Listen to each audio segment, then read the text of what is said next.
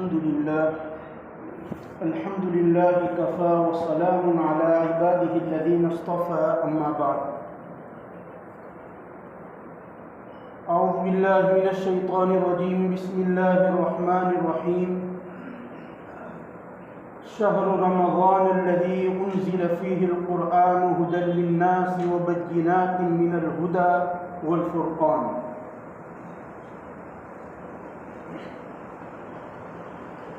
وقال الله تبارك وتعالى في موضع آخر: كل يوم هو في شأن. وقال النبي صلى الله تعالى عليه وسلم: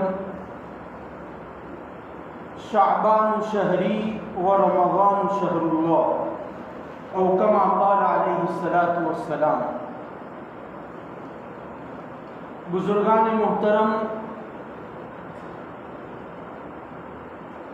معزز سامعین،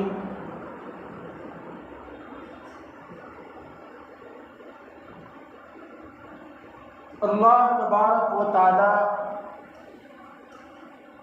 جو کہ ہمارا شفیق پروردگار ہے، وہ اپنے بندوں سے بے پناہ محبت کرتا ہے.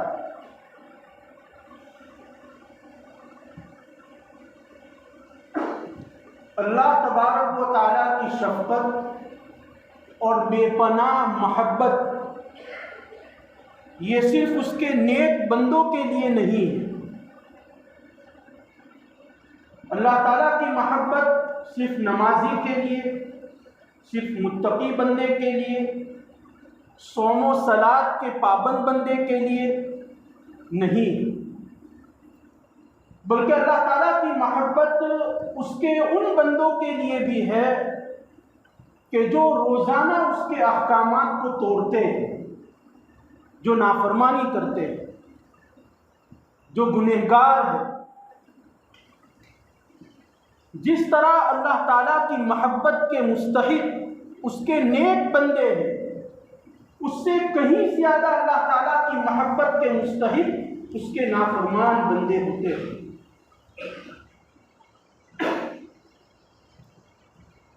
اللہ تبارک و تعالیٰ اپنے بندوں سے چاہے وہ فرما بردار ہو یا نافرمان ہو، محبت کا اظہار کرتا رہتا ہے. جہاں اس کی محبت کے اظہار کے اور بہت ساری شکلیں صورتیں ہیں. اللہ تعالیٰ ہمیں رزق دے رہا ہے، اللہ تعالیٰ ہمیں سلا رہا ہے، راحت اور آرام دے رہا ہے، سلانے کے بعد ہمارے بدن میں واپس زندگی اور حیات دے رہا ہے. ہم چل رہے ہیں، پھر رہے ہیں، سمجھ رہے ہیں، سن رہے ہیں، بول رہے ہیں. یہ سب اللہ تعالیٰ کی محبت کے مظاہر ہیں. اللہ تعالیٰ ہم سے محبت کرتا ہے. یہ محبت جو ہے وہ ظاہر ہو رہی ہے ان نعمتوں سے.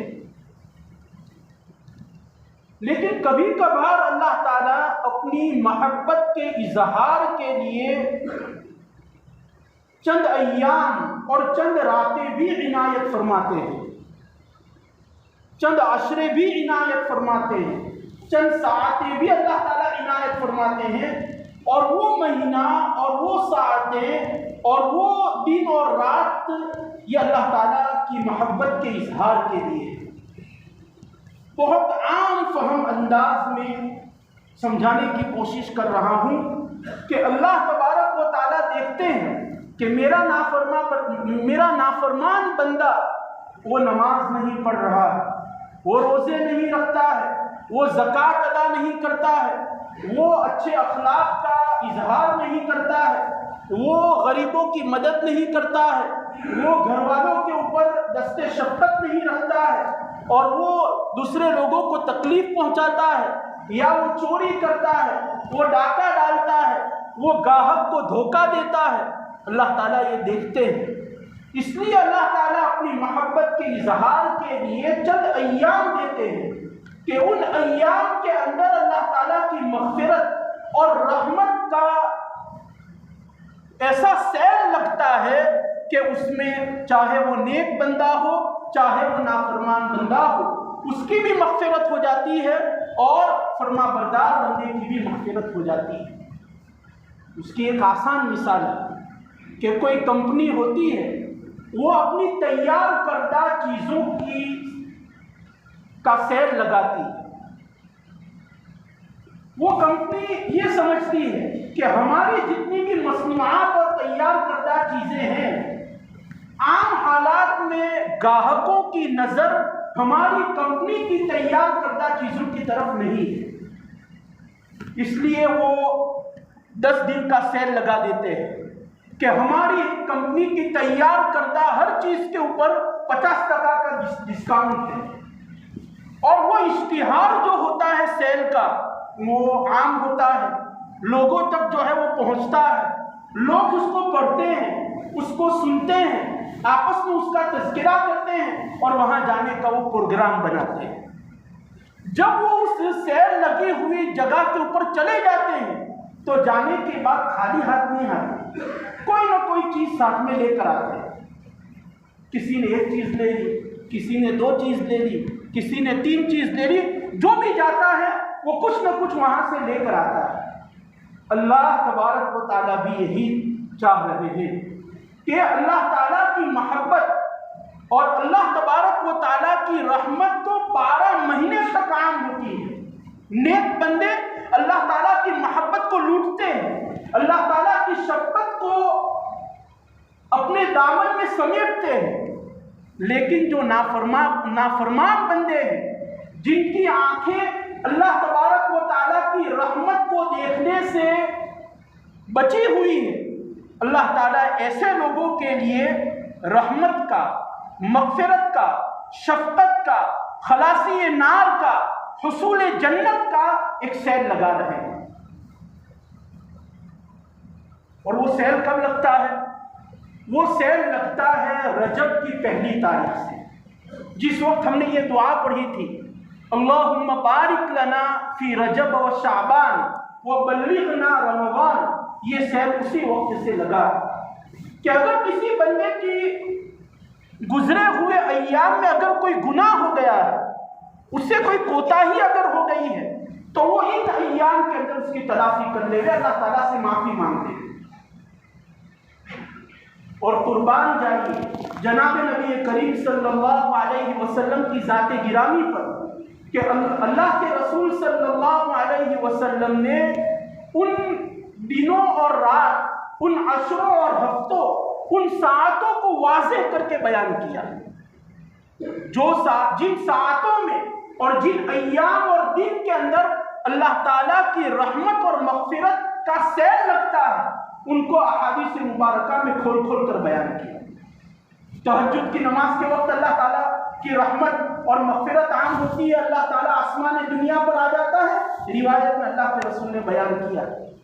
جمعہ کے دن اللہ تعالیٰ کی رحمت اور مغفرت عام ہوتی ہے، اللہ کے رسول نے اس کو بھی بیان کیا صلی اللہ علیہ وسلم۔ مہینے کے 3 دن ایام 20، 13، 14، 15 جس دن روزہ رکھنے کا حکم ہے، اس دن بھی اللہ تعالیٰ کی رحمت عام ہوتی ہے، اس کو بھی اللہ کے رسول صلی اللہ علیہ وسلم نے بیان کیا۔ جو رات سال میں 1 مرتبہ آتی ہے، شب برات، اس کو بھی اللہ کے رسول نے روایت میں بیان کیا کہ شب برات ایک ایسی رات ہے کہ اس میں اللہ تعالیٰ کی رحمت اور مغفرت کا سیل لگا ہوا ہے۔ جو عشرہ سال میں 1 مرتبہ آتا ہے، چاہے وہ عشرہ ذی الحجہ ہو یا چاہے وہ محرم کا پہلا عشرہ ہو، چاہے وہ رمضان المبارک کا آخری عشرہ ہو، اس کی بھی فضیلت اور خصوصیتیں اللہ کے رسول نے واضح کر کے بیان کی۔ یہ اللہ کے رسول کا احسان ہے۔ اگر اللہ کے رسول بیان نہ کرتے کہ بھئی شعبان کا مہینہ افضل ہے، رمضان کا مہینہ بھی افضل ہے، ان مہینوں میں اللہ تعالیٰ کی رحمتیں عام ہوتی ہے، ان مہینوں میں اللہ تعالیٰ مغفرت کو جو ہے وہ عام کرتے ہیں، ہر ایک کی مغفرت کر دیتے ہیں، تو ہم کو پتہ کیسے چلتا؟ یہ اللہ کے رسول کا احسان ہے کہ اللہ تعالیٰ محبت کرتے ہیں وہ بھی بتایا، اور اللہ تعالیٰ کی محبت کب عام ہوتی ہے اس کو بھی بتایا۔ ہم اور آپ جن ایام سے گزر رہے ہیں، جس مہینے سے ہم گزر رہے ہیں، وہ ہے شعبان کا مہینہ۔ یہ شعبان کا مہینہ اور اس سے متصل مہینہ رمضان المبارک، یہ وہ ایام اور مہینے ہیں کہ جس میں اللہ تبارک و تعالیٰ نے اپنی رحمت اور مغفرت کو عام کیا ہوا ہوتا ہے۔ رمضان کا تو کیا کہنا، اس کا تذکرہ تو قرآن مجید میں بھی ہے، احادیث میں بھی اس کی فضیلتیں بیان کی گئی ہیں، اور ہو سکتا ہے کہ آئندہ جو ہے وہ بیان بھی کیا جائے گا۔ لیکن ہم جس مہینے سے ابھی گزر رہے ہیں وہ شعبان المعظم ہے۔ ہماری پوری توجہ رمضان پر ہوتی ہے کہ رمضان میں ہم اتنے پارے تلاوت کریں گے، اس مسجد میں تراویح پڑھیں گے، اور جو ہے وہ تہجد میں ہم اتنے پارے پڑھیں گے، یا فلاں حافظ صاحب کے اور قاری صاحب کے پیچھے پڑھیں گے۔ پوری توجہ ہماری نیکی کرنے کی پوری توجہ رمضان کے اوپر ہے، ہم شعبان کی برکتوں سے ہم محروم ہوتے ہیں۔ اس لیے میں چاہتا ہوں کہ آج شعبان کے اوپر جو ہے وہ کچھ لب کشائی کی جائے۔ شعبان کے بارے میں جناب نبی کریم صلی اللہ علیہ وسلم نے اپنی اقوال کے ذریعے، اپنی باتوں کے ذریعے اور اپنے افعال کے ذریعے، یعنی اپنے ارشادات اور اپنے اعمال کے ذریعے ہمیں کر کے بتلایا کہ ہمیں شعبان میں کیا کرنا چاہیے۔ ایک طرف آپ کا قول یہ ہے کہ جو آدمی شعبان کے اندر روزہ رکھے گا اللہ تعالیٰ اس کی مغفرت کر دیں گے، یہ تو آپ نے زبان کے ذریعے بتلایا، اور دوسری طرف اللہ کے رسول کا شعبان گزارنے کا حال کیا تھا، یہ اسی لیے بیان کیا جا رہا ہے کہ ہم بھی شعبان کا مہینہ اسی طرح گزاریں، ایک تہیہ کر لیں، ہم ایک معاہدہ اللہ تعالیٰ سے کر لیتے ہیں یہاں سے اٹھنے سے پہلے کہ اس سال کا شعبان اور اس سال کا رمضان یہ نبوی طریقے کے اوپر ہم گزاریں گے۔ جیسا اللہ کے رسول نے رمضان کا مہینہ اور شعبان کا مہینہ گزارا، ہم اللہ تعالیٰ سے دعا کرتے ہیں کہ اللہ تعالیٰ ہمیں اس کی توفیق عطا فرمائے۔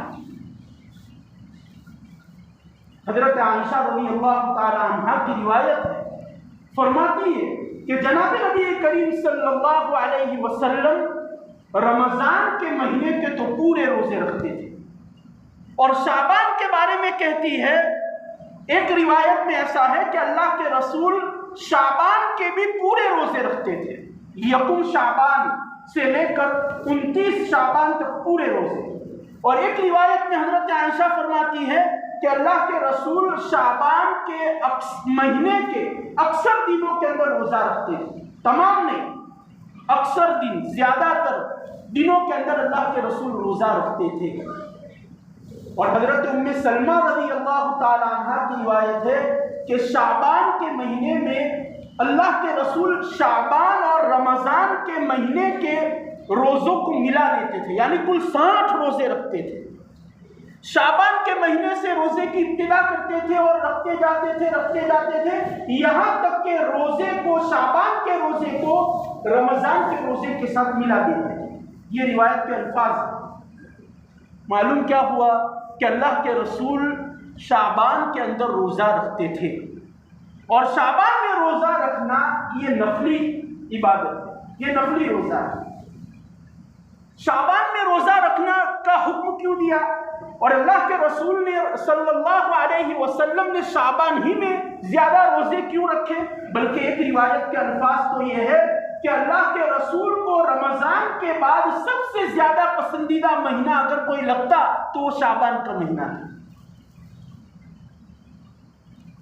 اس کی بہت ساری حکمتیں بیان کی گئی کہ اللہ کے رسول رمضان کے علاوہ سب سے زیادہ روزے شعبان میں کیوں رکھتے تھے۔ روایات کے اندر 4 حکمتیں بیان کی گئی، اور علماء نے 2 حکمتیں اور بیان کی ہیں، گویا کہ 6 حکمتیں ہیں۔ 5 حکمتیں میں ذکر کروں گا۔ پہلی حکمت تو یہ ہے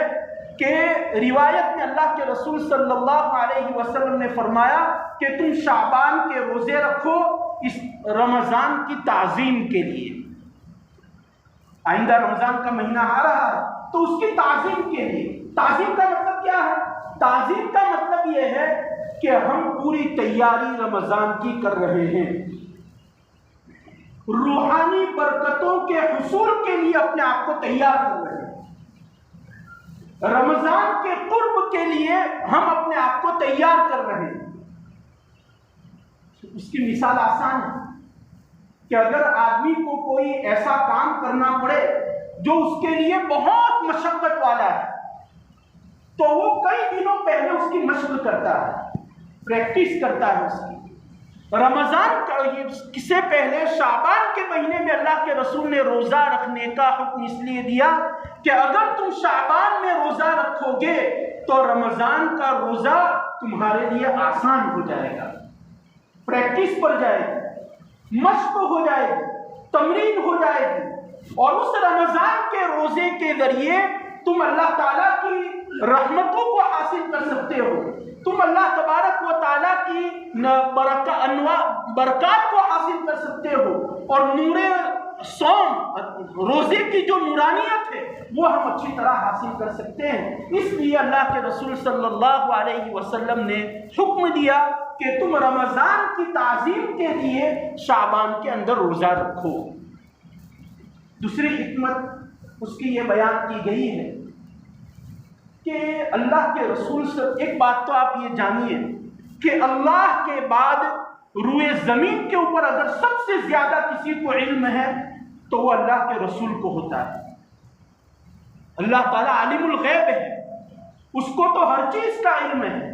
دوسرے نمبر پر سب سے زیادہ علم اگر کسی کو ہوتا ہے تو وہ رسول کو ہوتا ہے۔ اللہ کے رسول صلی اللہ علیہ وسلم یہ جانتے تھے کہ میرے امت کے افراد، میرے امتی اگر یہ فوراً فرض کی ادائیگی کے لیے اگر وہ لوگ فرض میں داخل ہو گئے تو وہ فرض کی کما حقہ ادائیگی نہیں کر سکتے ہیں۔ اللہ کے رسول یہ جانتے تھے کہ امت کے افراد کو سیدھا کہہ دیا جائے کہ چلو فرض روزہ رکھو، چلو فرض نماز پڑھو، چلو فرض زکوٰۃ ادا کرو،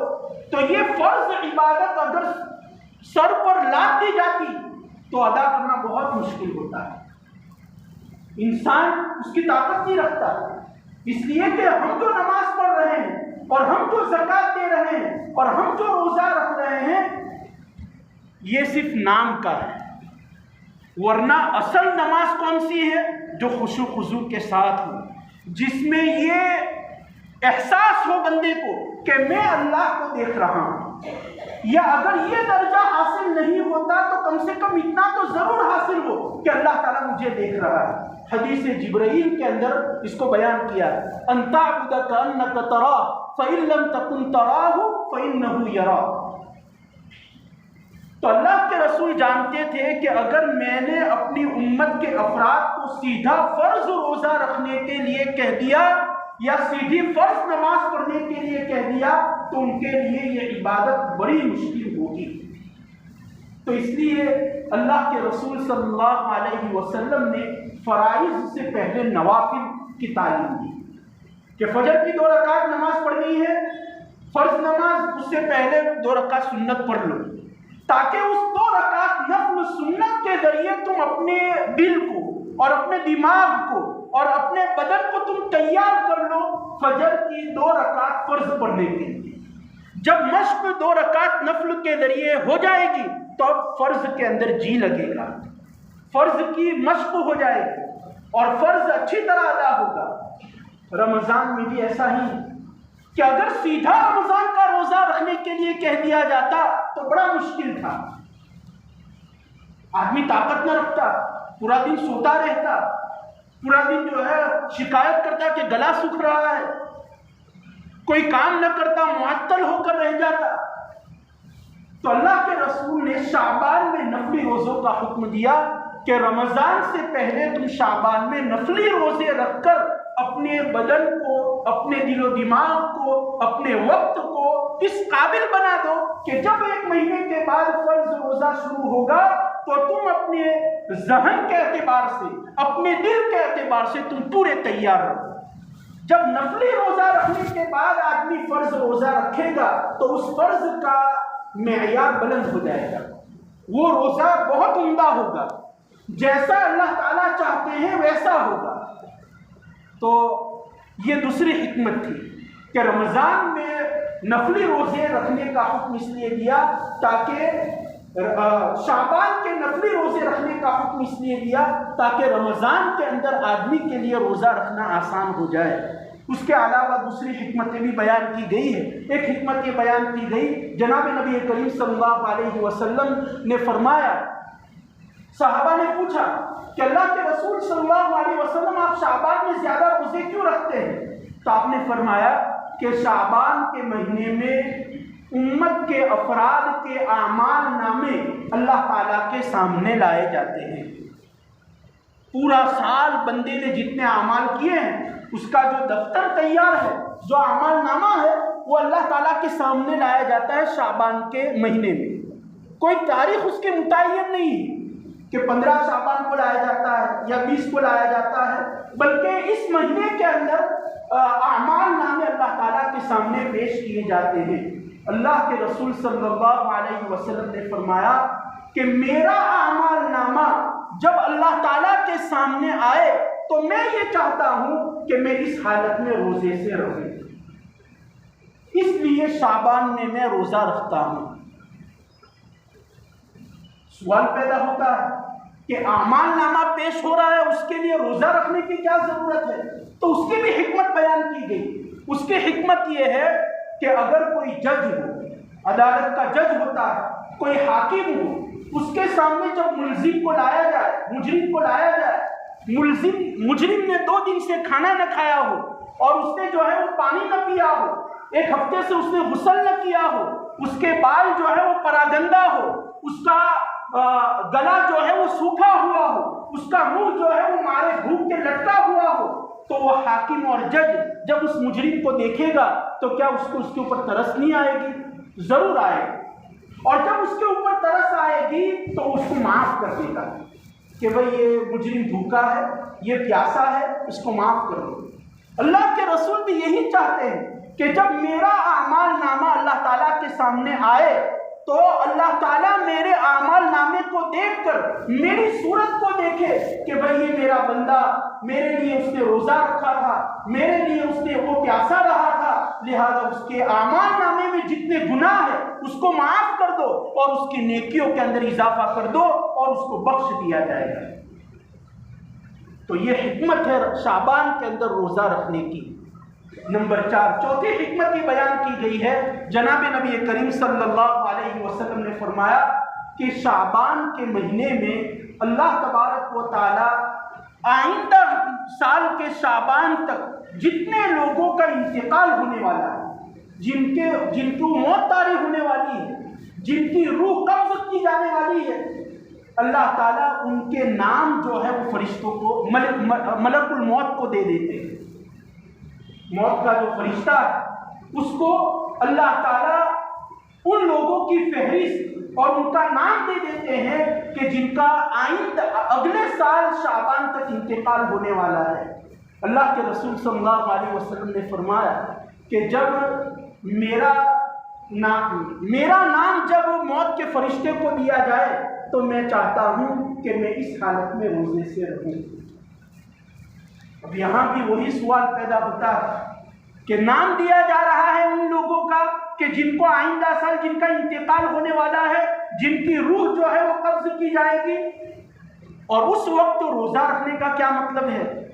اس کو بھی ایک مثال کے ذریعے سمجھ لیجئے۔ اس کی مثال یہ ہے کہ ایک بادشاہ اپنے کسی مزدور کو بلا رہا ہے یا کسی بھی آدمی کو بلاتا ہے، اپنے کسی قریبی کو یا کسی کام کرنے والے کو یا کسی رشتہ دار کو یا کسی ماتحت کو بلا رہا ہے، اور وہ اپنے کارندوں کو، خادموں کو کہتا ہے کہ جاؤ اس کو لے کر آؤ، لیکن ساتھ میں بادشاہ یہ بھی کہتا ہے کہ دیکھو وہ بیمار ہے، اس کو سانس کی تکلیف ہے، گھسیٹ کر مت لانا، وہ کمزور ہے، اس کو آہستہ پکڑ کر سہارا دے کر لانا۔ تو وہ لوگ جو لینے جائیں گے وہ کتنی عزت کے ساتھ لائیں گے، پوری عزت اور احترام کے ساتھ اس آدمی کو لائیں گے اور بادشاہ کے سامنے اس کو رکھیں گے۔ اللہ کے رسول یہاں یہی کہنا چاہ رہے ہیں کہ جب نامہ اعمال جب ان لوگوں کا نام دیا جائے گا جن کا انتقال ہونے والا ہے، اگر بالفرض میرا نام اگر اس میں ہو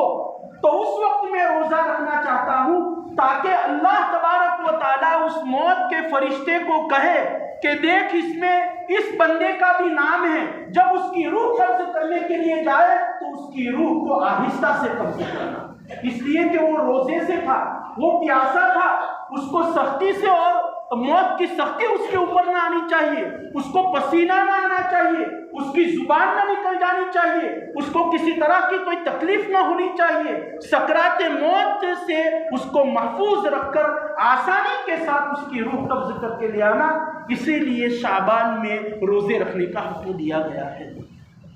تو الغرض یہ کہنے کا مطلب یہ ہے کہ شعبان کے اندر اللہ کے رسول صلی اللہ علیہ وسلم نے نفلی روزہ رکھنے کا حکم دیا ہے،